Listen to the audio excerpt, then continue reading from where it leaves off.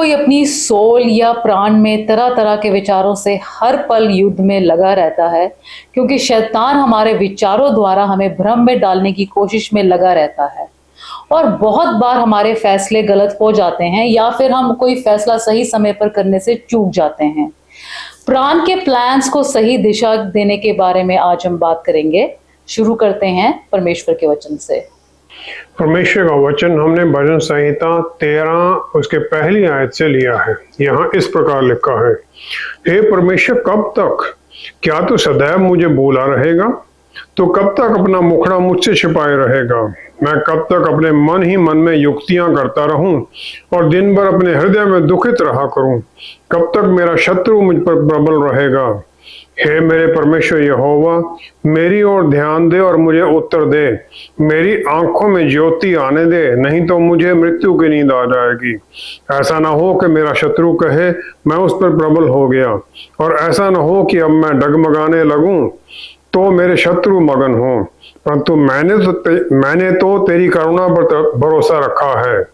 मेरा हृदय तेरे उद्धार से मगन होगा। मैं परमेश्वर के नाम का भजन गाऊंगा, क्योंकि उसने मेरी भलाई की है। परमेश्वर के वचन को पढ़े और सुने जाने से आशीष हो। आमीन। सोल या प्राण का हमारे जीवन में क्या रोल है? उत्पत्ति पहला अध्याय 28 आयत में परमेश्वर ने आदम को आशीष दी और उसे एक टास्क भी दे दिया, धरती पर छा जाओ, इसे अपने अधीन कर लो। और इस रोल में, इस काम में उसे कम्युनिकेशन रखना है धरती के ऊपर जो सब कुछ है उनके ऊपर भी, और परमेश्वर से भी रखना है, जो कि परमेश्वर उसके बाद हर रोज आते भी हैं शाम को। परमेश्वर के लिए ये कम्युनिकेशन आत्मा के द्वारा है, यूहन्ना 4:24 के अनुसार, क्योंकि परमेश्वर आत्मा है। लेकिन जो धरती की चीजें हैं उनके साथ उसका जो कम्युनिकेशन, उसका जो मेल मिलाप है, वो 5 जो इंद्रियां, 5 सेंसेस हैं उनके द्वारा होता है। जो किसी का सोल है वो एक लाइफ फोर्स है, वो प्राण की शक्ति है जो उसे इन दोनों रियाम में कनेक्ट करता है। इस रोल के कारण ही सोल के द्वारा एक इंसान के अंदर एक लड़ाई शुरू हो जाती है। जब से वो पाप, अवज्ञा का पाप हुआ, तब से आत्मा सही तरीके से परमेश्वर के साथ मिलाप नहीं कर सकी और शैतान ने अपना डायलॉग इंसान के साथ शुरू कर दिया। मुक्ति पाने के बाद में पवित्र आत्मा परमेश्वर हम सब हर विश्वासी में है, और लेकिन जो सोल है उसका इंक्लिनेशन, उसका झुकाव अभी भी शैतानी ताकतों के कारण है, क्योंकि हम चारों तरफ अंधेरे से छिपे हुए हैं, अंधेरे से ढके गए हैं। We are surrounded by darkness from all around. हालांकि हमें परमेश्वर का ये वायदा मिला हुआ है कि हमारी हर प्रार्थना को उत्तर मिलेगा, लेकिन परमेश्वर का एक टाइमलाइन अलग चलता है, वो हमारे अनुसार नहीं है। दूसरा ये है कि उत्तर देने के लिए वो ये देखते हैं कि कितना उत्तर मिलेगा और कब मिलेगा। भजन संहिता 13 की पहली आयत में राजा दाऊद की प्रार्थना है। पहला सवाल वो कई करता है। पहला कहता है कि कब तक परमेश्वर, कि क्या तुम मुझे सदा के लिए भूल जाओगे? फिर कहता है, क्या कब तक आप मुझसे अपना मुंह छुपाए रखोगे? हम भी इसी प्रकार राजा दाऊद की तरह अपनी प्रार्थनाओं का उत्तर चाहते हैं उसी समय जब हमने प्रार्थना की, जो हमने मांगा वो मिल जाए। जब परमेश्वर पहले हमें तैयार करते हैं वो पाने के लिए जो हमने मांगा है, कहीं वो पाने के बाद में हम भटक ना जाएं, अहंकार में आकर, उस बहुतायत में आकर जो हमें आशीषें मिली हैं परमेश्वर से दूर ना हो जाएं। हम सब आम तौर पर परमेश्वर से प्रार्थना करते हैं कि हमारी जो धन दौलत की कमी, जो ऐसी परेशानियां हैं, उनसे हम छुटकारा पा सके। और लेकिन हम उसको, जो जिसके कारण हम उस कर्ज में फंसे या परेशानी में आए हैं, उसके लिए हम कोई काम नहीं करना चाहते, कोई करेक्टिव एक्शन नहीं लेना चाहते हैं। आम तौर पर हम अपने पर्सनल कामों के लिए, आनंद खुशी के लिए खर्चा करते रहते हैं ताकि दूसरों को हम इम्प्रेस कर सके। अनगिनत लोग हैं जो कि कर्जा लेते हैं अपने बच्चों की शादी के अंदर शो ऑफ करने के लिए, और फिर वो परमेश्वर से चाहते हैं कि उस लोन को वो उतारें। जो शैतान है ऐसी परिस्थितियों को इस्तेमाल करता है, हमारे अंदर सोल में एक लड़ाई शुरू कर देता है। वो ये सवाल खड़ा कर देता है, क्या परमेश्वर हमसे प्यार करते हैं? क्या हमें वो आशीष देना भी चाहते हैं? क्या हम उनके बच्चे होकर उनकी आशीष का हक पा चुके हैं? और फिर हम तरह तरह की युक्तियां, तरह तरह के प्लान बनाने लग जाते हैं कि हम उत्तर पाएं, या फिर कोई और तरीका निकालें ताकि इस सिचुएशन को हम संभाल सकें। नेहमिया को यरूशलेम जाने का अधिकार दिया राजा अरताक्सर्कस ने कि वो जाके यरूशलेम शहर की दीवारों को खड़ा करे। लेकिन जब वो वहां पहुंचा, सनबलत है वहां पर, उसके साथी हैं जो कि उसके अपोजिशन में खड़े हैं। जब उनको ये पता चलता है तो वो उसके ऊपर हंसते हैं कि ये थोड़े से यहूदी कैसे ये करेंगे। नेहमिया की पुस्तक 4 अध्याय 3 आयत में फिर वो कहते हैं कि उस जो कुछ ये बना रहे हैं, यदि कोई गीदड़ भी उस पर चढ़े तो वह उनकी बनाई हुई पत्थर की शहर पनाह को तोड़ देगा। तो कहती है इतनी कमजोर दीवारें ये बना रहे हैं, टूट जाएंगी। और इस तरह की जो बातें होती हैं, हमें तरह तरह से फ्रस्ट्रेट करने के लिए, परेशान करने के लिए शैतान इस्तेमाल करता है, हमें डिस्करेज करने के लिए करता है, ताकि जो हमने बड़ा काम भी शुरू किया है उसे हम शुरू ही ना करें या उसे पूरा ना कर सकें। लेकिन नेहमाया लोगों को एनकरेज करता रहा, जो उसके साथ थे लोग, उन्हें उत्साहित करता रहा कि वो काम करते रहे। फिर कुछ समय तो वो तलवार बांधकर अपनी कमर पर तब भी काम करते रहे ताकि दुश्मनों के जो हमले उनसे बचे रहे। याकूब ने धोखा देकर इसहाक अपने पिता से फर्स्ट बॉर्न, पहलौठे की आशीष ले ली, और फिर वो अपनी माता रेबेका के लोगों के पास भाग गया, क्योंकि एसाऊ उसके बड़े भाई ने यह कसम खाई थी कि वो उसे मार देगा। उत्पत्ति 28 की 12 से 15वीं आयत में हम देखते हैं जेकब वहां पर, याकूब बेथल में सो गया और उसे एक सपना आता है। वो देखता है एक सीढ़ी स्वर्ग तक जा रही है और स्वर्गदूत ऊपर उससे नीचे उतरते और ऊपर जाते हुए हैं, और परमेश्वर यहोवा ऊपर खड़े हैं। और फिर परमेश्वर उसे अब्राहम और आइजैक की जो आशीष है वो उसे देते हैं। फिर उसे वो कह देते हैं और सुन, मैं तेरे संग रहूंगा और जहां कहीं तू जाए वहां तेरी रक्षा करूंगा और तुझे इस देश में लौटा ले आऊंगा। मैं अपने कहे हुए को जब तक पूरा ना कर लूं तब तक तुझको ना छोड़ूंगा। इतना अद्भुत उसे आशीष परमेश्वर ने दे दी। याकूब लाबान जो उसका मामा है उसके घर में 20 साल तक रहता है। उसकी 2 बेटियों से, लिया और रेचल से शादी करता है, उसके बच्चे होते हैं, और फिर अनगिनत उसे भेड़ बकरियां सब उसे कैटल में नौकर रख लेता है। वो काफी धनी हो जाता है, जबकि गया वो अकेला ही था। और फिर वो अपने पिता के घर की तरफ मुड़ता है, और फिर उसे याद आता है कि एसाऊ ने उसे क्या धमकी दी थी।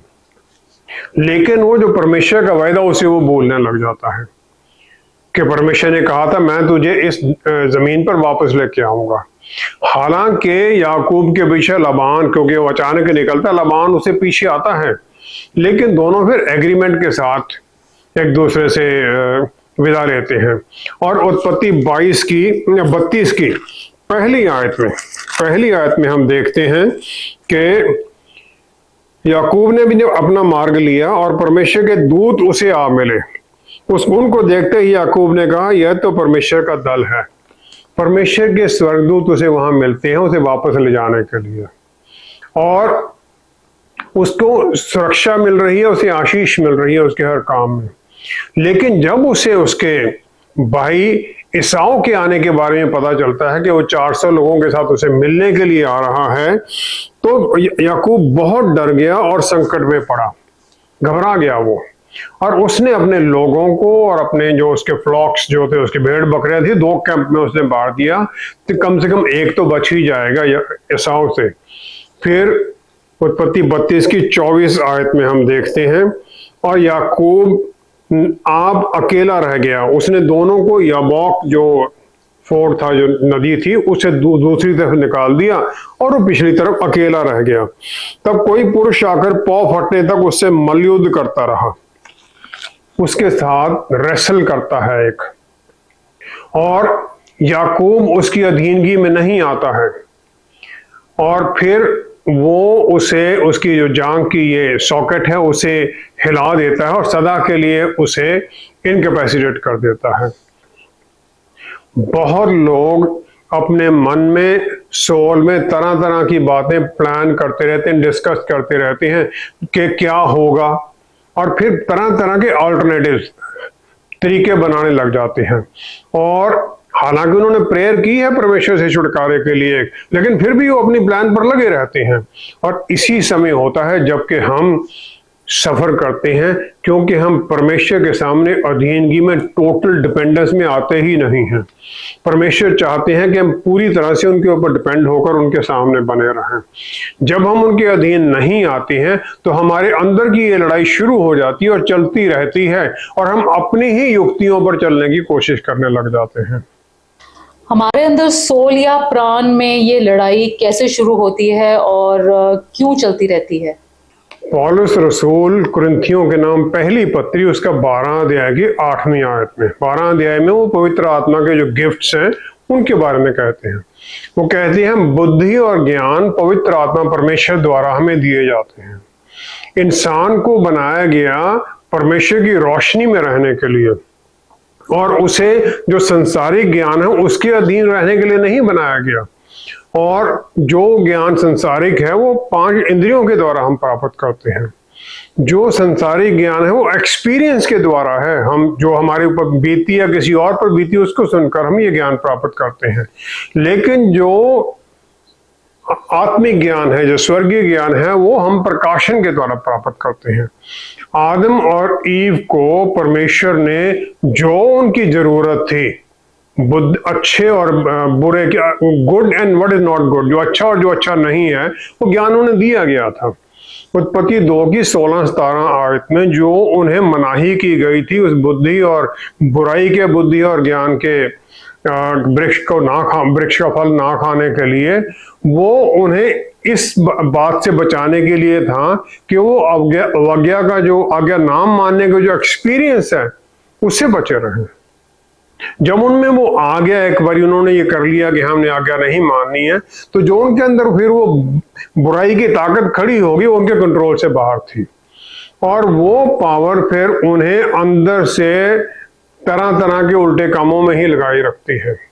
जो रिश्ता उनका था उत्पत्ति 2 की 23-24 में, जो आदम ने कहा था कि ये मेरी हड्डियों में की हड्डी और मेरे मांस का मांस है, इसलिए इसका नाम नारी होगा क्योंकि वह नर में से निकाली गई। इस कारण पुरुष अपने माता पिता को छोड़कर अपनी पत्नी से मिला रहेगा और वो एक ही तन बने रहेंगे। उत्पत्ति 2 की 23-24 में ये उसने कहा था। लेकिन जब पाप आया तो सब कुछ बदल गया। उनका अपने ऊपर, एक दूसरे के ऊपर से विश्वास हटकर अपने ऊपर केंद्रित हो गया। उत्पत्ति 3 की 12-13 आयत में जब परमेश्वर ने आदम से पूछा कि तूने क्या कहा, क्या किया तूने, तो आदम उसे कहता है जिस स्त्री को तूने मेरे संग रहने को दिया है उसी ने उस वृक्ष का फल मुझे दिया और मैंने खाया। पहले तो परमेश्वर को ही ब्लेम कर देता, आपने मुझे ये स्त्री दी थी और इसने मुझे ये फल दे दिया। स्त्री पर भी ब्लेम है, परमेश्वर पर भी ब्लेम है। अब वो पूछते स्त्री से कि तुमने ये क्या किया, तो वो कहती है सर्प ने मुझे बहका दिया तब मैंने खाया। अब इसका असर क्या होता है, आखिर में जाकर आदम उसका नाम बदलता है। वो कहता है जो औरत है उसका नाम फिर वो ईव रख देता है, हवा कहता है। और वो क्योंकि हवा पूरी दुनिया की माता, जितने लिविंग हैं उनकी मां बन जाती है, उसके द्वारा सब आते हैं। और वो कहता है ये मेरे से भिन्न है, मेरी तरह नहीं है। अब ये उत्पत्ति 4 अध्याय 1 आयत में जब ये रिश्ता बदल गया है, तो जब दोनों एक दूसरे को जानते हैं, उनसे अपना रिलेशनशिप बनता है, तो फिर काइन पैदा होता है। काइन के पैदा होने पर हवा ने क्या कहा, वो कहती है मैंने यहोवा की सहायता से एक पुरुष पाया है, I have acquired a man from the Lord. जो इब्रानी भाषा का शब्द यहाँ इस्तेमाल किया गया है वो है काना, जिसका मतलब है अक्वायर करना, पोजेस करना, परचेज कर लेना। जो पुत्र है दोनों माता पिता का है, दोनों पेरेंट्स का है, लेकिन ईव उसकी ओनरशिप क्लेम करती है। जो उन्होंने ये ज्ञान पाया था वो परमेश्वर से दूसरे सोर्सेज, जो धरती की सोर्सेज से पाया था, उसके कारण उनके अंदर का एक कलह शुरू हो जाता है और अपने अंदर और एक दूसरे के साथ भी उनका ये युद्ध चलने लग जाता है। जो बुद्धि और ज्ञान परमेश्वर की तरफ से था उसका फ्लो बंद हो जाता है और जो धरती की नॉलेज है वो उनके ऊपर हावी हो जाती है और उन्हें गाइड करने लग जाती है। और उस समय से आज तक वही चल रहा है। हम चाहते हैं कि परमेश्वर के ऊपर हम विश्वास करें और फिर हम ये भी चाहते हैं कि उनका जो बल और अधिकार है उस पर भी विश्वास करें, ताकि हमारे जो विचार हैं उनकी आज्ञा के अनुसार चले। लेकिन हमारे विचारों में फिर एक एटीट्यूड आ गया है पाप के कारण, वो है व्हाट इफ, अगर ये नहीं हुआ तो क्या होगा।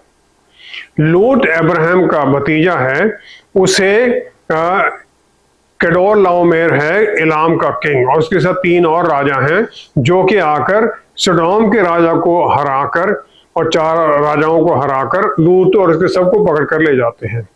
अब्राहम अपने 319 नौकरों के साथ लूत को छुड़ाता है और सबको जो धन दौलत लूटा गया था उसे लेकर वापस आ जाता है।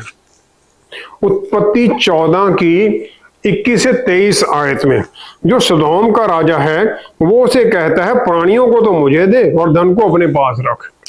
अब अब्राहम उसे उत्तर देता है जो कुछ तेरा है उसमें से मैं ना तो एक सूत और ना जूती का बंधन ना कोई और वस्तु लूंगा कि तू ऐसा ना कहने पाए कि अब्राहम मेरे ही कारण धनी हुआ।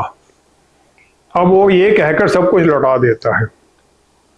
उत्पत्ति 15वां अध्याय पहली ही आयत में इस इंसिडेंट के बाद में परमेश्वर उसके पास आते हैं। परमेश्वर उसे कहते हैं, हे अब्राहम मत डर, तेरी ढाल और तेरा अत्यंत बड़ा प्रतिफल मैं हूं। ढाल भी हूं, प्रतिफल भी हूं तेरा, मैं तेरा रिवॉर्ड हूं।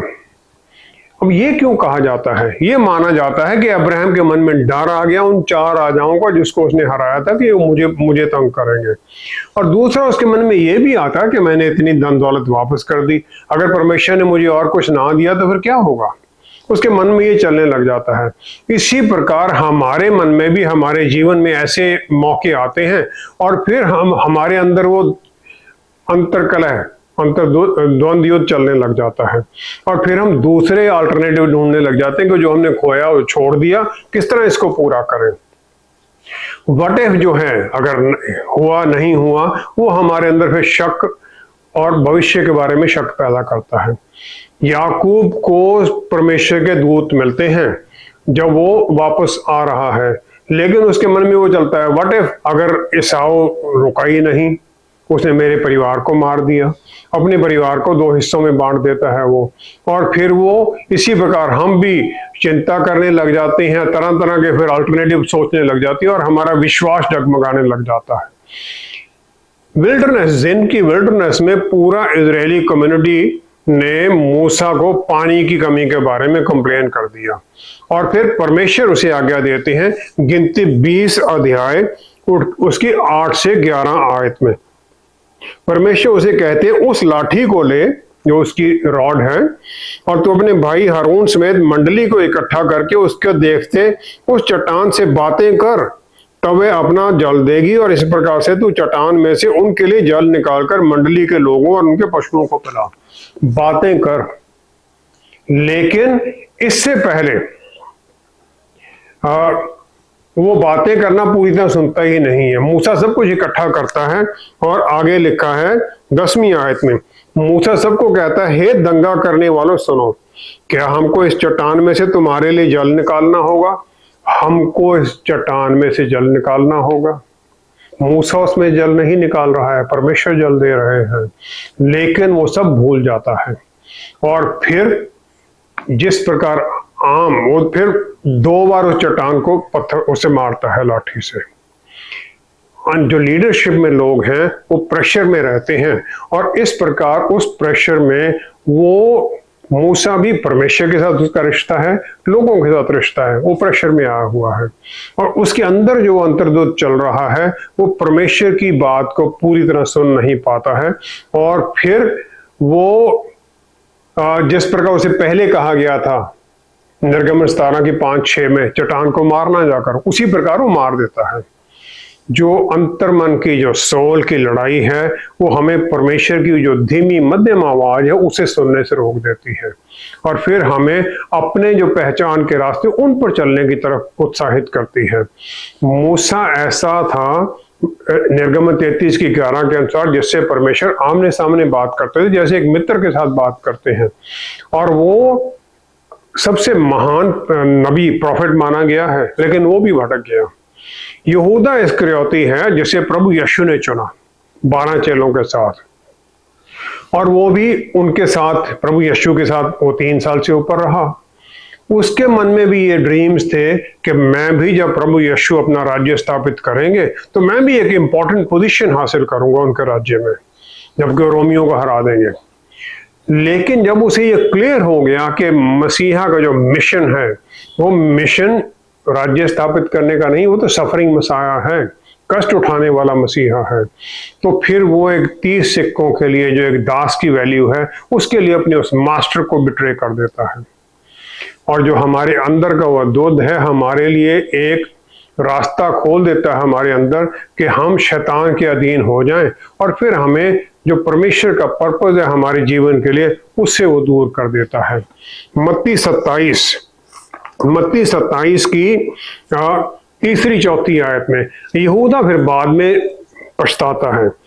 जब वो देखता है कि प्रभु यीशु को दोषी ठहराया गया तो वह पछताया, और वो 30 चांदी के सिक्के प्रधान याजकों और पुरनियों के पास फेर लाया और कहा, मैंने निर्दोष को घात के लिए पकड़वाकर पाप किया है। समझ गया वो, लेकिन तब तक देर हो गई और फिर वो सुसाइड कर लेता है। जो अंदर हमारे ये सोल के अंदर जो लड़ाई चलती है वो लगातार चलती रहती, हर विश्वासी में भी चलती रही। हम छुड़ा लिए गए हैं विश्वास के द्वारा, लेकिन हमारी पूरी तरह अभी वो नेचर बदली नहीं है। हमारे अंदर की जो टर्मोइल जो लड़ाई है वो हमारे अंदर जो अविश्वास है उसके कारण होती है। विश्वास है लेकिन अविश्वास भी है।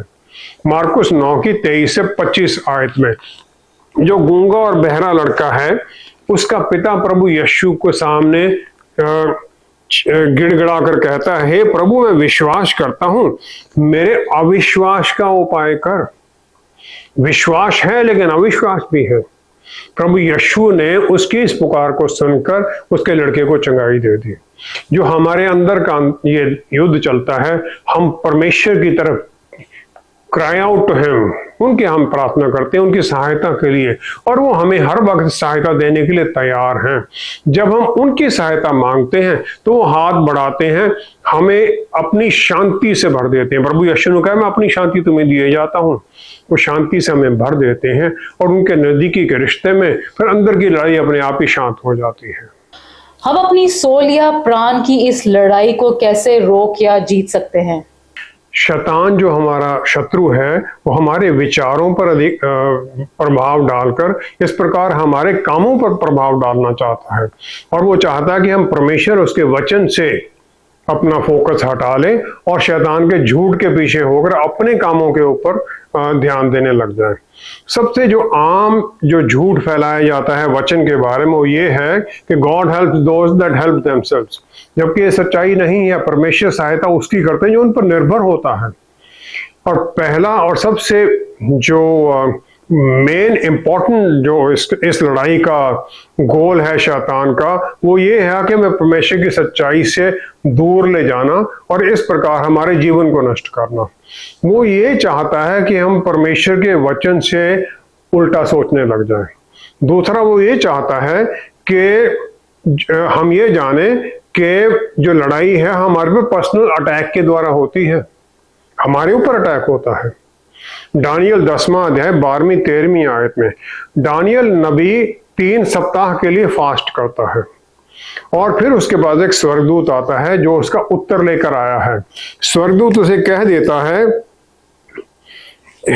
हे दानियल, पहले ही दिन को जब तूने समझने बूझने के लिए मन लगाया और अपने परमेश्वर के सामने अपने को दीन किया, उसी दिन तेरे वचन सुनेंगे और मैं तेरे वचनों के कारण आ गया हूं। तेरे वचन पहले ही दिन सुने गए थे, मार्कुस 11 की 24 आयत में प्रभु यीशु ने हमें कह दिया 11 की 24 में कि मैं तुमसे कहता हूं कि जो कुछ तुम प्रार्थना करके मांगो तो प्रतीति कर लो कि तुम्हें मिल गया और तुम्हारे लिए हो जाएगा। Believe and you will receive.